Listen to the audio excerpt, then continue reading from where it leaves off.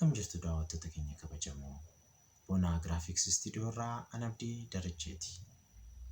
Akkuma gaaffiif iyyaafannoo keessanitti kunoo Bonaa Graphics Studioon bifa haaraatiin film production, animation, website design fi graphics design irratti kunoo isin barsiisuudhaaf qophii hundumaa xumurtee isiniin eeggachaa jirti. Maarree namoonni gosoota barnootaa kanarratti fedhii guddaa qabdan kottaatii gatii madaalawaatiin baradhaa beekumsa guddaa horadhaa isiniin jenna.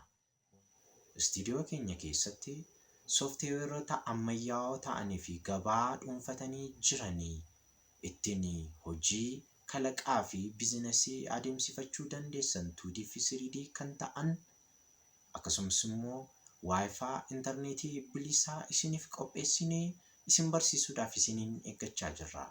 Bonaa Graphics Studio. Teessoon keenya Naqqamtee Kellaa Kaampaas Hoteela Kokeet bira. Bilbila keenya asii gadi ni argattu.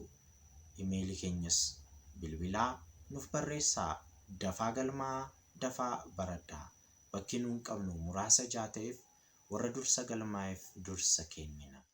Gatii madaalawaan beekumsa bal'aa kottaa horadhaa. Horaa bulaa.